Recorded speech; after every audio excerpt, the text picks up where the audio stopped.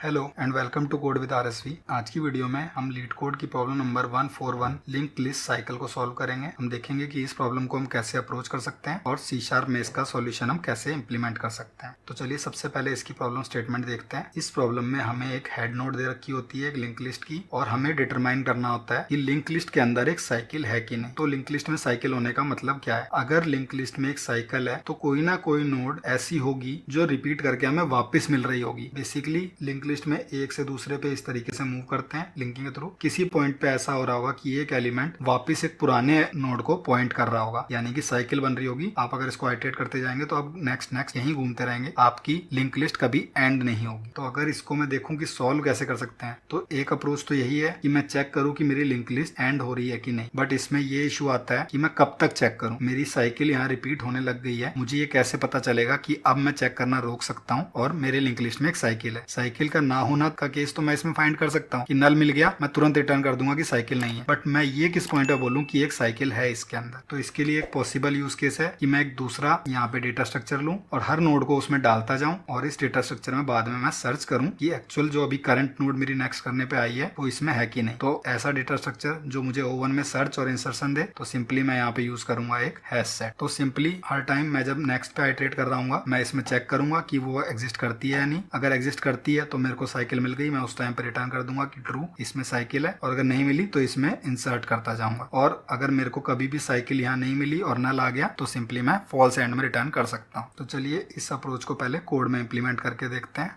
तो सिंपली मैं यहाँ पे अपना एक हैश सेट बना लेता हूँ लिस्ट नोड टाइप का।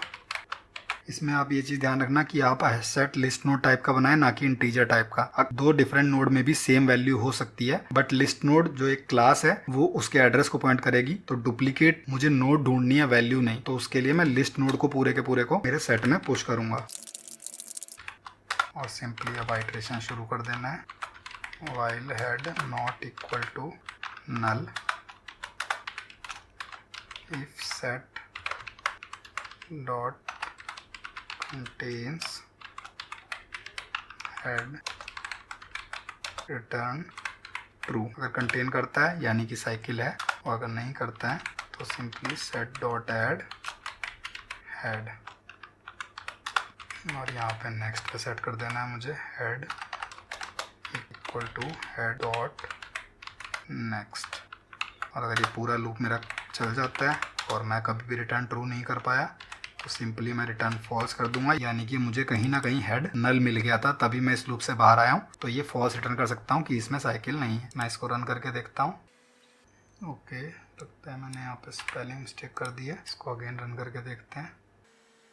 तो यहाँ पे मेरे सारे टेस्ट केस एक्सेप्ट हो रहे हैं, और इसको सबमिट करके देखूँ तो ये सबमिट भी हो रहा है। तो ये हमारा हो गया अप्रोच 1। अब इस अप्रोच में इशू क्या है? इसमें इशू ये था कि हमारी जो मेमोरी कॉम्प्लेक्सिटी थी वो ON थी। टाइम कॉम्प्लेक्सिटी तो ON थी, उसमें हमें कुछ इशू नहीं है, क्योंकि एटलीस्ट मुझे आइटरेट करके तो साइकिल ढूंढनी ही पड़ेगी। बट मुझे स्पेस कॉम्प्लेक्सिटी जो ON आ रही है उसको मैं क्या किसी तरीके से मिनिमाइज कर सकता हूँ। तो हमारे पास एक ऑप्शन होता है इसको मिनिमाइज करने का, जिसमें कि हम 2 पॉइंटर एल्गोरिथम यूज कर सकते हैं। बेसिकली मैं 2 पॉइंटर्स रखूंगा, एक स्लो और एक फास्ट। स्लो होगा वो हर आइटरेशन पे 1 कदम आगे चलेगा, फास्ट जो होगा वो हर आइटरेशन पे 2 कदम आगे चलेगा। और मुझे बस ये चेक करना है कि कभी किसी पॉइंट पे स्मॉल और फास्ट एक ही जगह पे पहुंचते हैं या नहीं। अगर ये एक जगह पे पहुंच जाते हैं तो सिंपल सी बात है कि इसमें साइकिल है। अब देखते हैं कि ये कैसे वर्क करता है। आप यहाँ मान लीजिए इनिशियल से आप दोनों को स्टार्ट करेंगे। S और F यहाँ पे थे। S पहले आइटरेशन में पहुंच गया यहाँ पे, F पहुंच गया यहाँ पे। नेक्स्ट आइटरेशन स्मॉल आ गया यहाँ पे, और F आ गया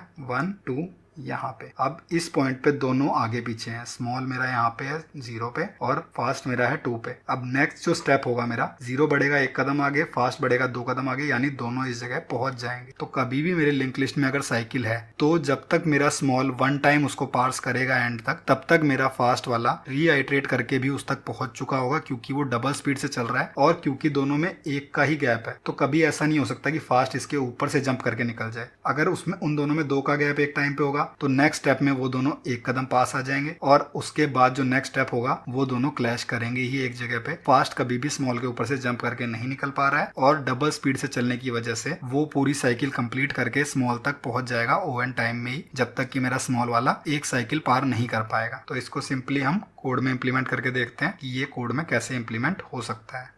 तो पहले का कोड मैं यहाँ से हटा देता हूँ और सबसे पहले मुझे स्मॉल और फास्ट इम्प्लीमेंट करने हैं।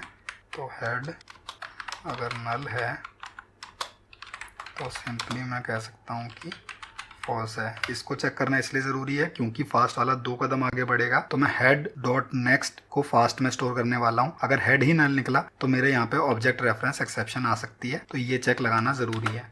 इसके बाद मैं अपने स्मॉल और फास्ट वाले पॉइंटर्स बना लेता हूँ। ये हो गया मेरा स्मॉल और ये हो गया मेरा फास्ट। और अब सिंपली चेक लगा देना है F not equal to null का ही। अगर फास्ट वाला मेरा नल पे पहुंच गया जो कि डबल स्पीड से चल रहा है तो मुझे आगे चेक करने की जरूरत ही नहीं है। नल अगर जिस पॉइंट पे मुझे मेरी लिस्ट में मिल रहा है उस पॉइंट पे मैं बिल्कुल श्योरिटी से कह सकता हूँ कि साइकिल हो ही नहीं सकती, क्योंकि लिंक लिस्ट तो मेरी एंड हो रही है। इसके अंदर F S equal to F, अगर दोनों सेम हो गए तो रिटर्न कर देना है ट्रू, क्योंकि मुझे साइकिल मिल गई। अगर दोनों सेम है तो मतलब साइकिल थी इसमें, otherwise S equal to S dot next. और अगर if F dot next null है तो मैं सिंपली रिटर्न फॉल्स कर सकता हूँ। अगेन मेरी लिस्ट में मुझे नल कहीं भी मिलता है तो मैं सिंपली फॉल्स रिटर्न करूँगा। और ये चेक अगेन इसीलिए है क्योंकि मैं एफ को अब 2 स्टेप आगे बढ़ाऊँगा, यानी कि एफ डॉट नेक्स्ट। तो इसको एफ इक्वल टू इस पे सेट करेंगे, क्योंकि मुझे इसको डबल स्पीड से आगे बढ़ाना है तो नेक्स्ट डॉट नेक्स्ट पे सेट करना पड़ेगा। और इसीलिए मुझे ये नल का चेक लगाना पड़ा ताकि इसमें ऑब्जेक्ट रेफरेंस ना आ जाए। और अगर ये लूप मेरा पार होता है तो सिंपली रिटर्न फॉल्स। किसी भी पॉइंट पे एफ नल हो गया तो मैं इस लूप से बाहर आ जाऊंगा और रिटर्न फॉल्स कर दूंगा। तो ये लूप बेसिकली 2 ही चीजें चेक कर रहा है। अगर आप सारे चेक्स मिला के देखें, एक मुझे नल किसी भी पॉइंट पे पूरी लिस्ट में मिलता है तो सिंपल है कि साइकिल नहीं है मेरी लिस्ट में, मैं फॉल्स रिटर्न कर दूंगा। और दूसरा, अगर कभी भी स्मॉल पॉइंटर और फास्ट पॉइंटर दोनों सेम हो जाते हैं तो यानी कि साइकिल है इसके अंदर, तभी मेरा फास्ट पॉइंटर वापस घूम के स्लो तक पहुंचा है। तो चलिए इसको रन करके देखते हैं। तो मेरे सारे टेस्ट केस यहाँ पे पास हो गए हैं। और अगर इसको सबमिट करके देखें तो ये सॉल्यूशन भी मेरा एक्सेप्टेबल है। तो इस तरीके से मैं ओवन मेमोरी में 2 पॉइंटर्स का यूज करके भी इस प्रॉब्लम को सॉल्व कर सकता हूं। अगर आपको ये वीडियो अच्छा लगा तो इसे लाइक करें और ऐसी और वीडियोस के लिए चैनल को सब्सक्राइब करें।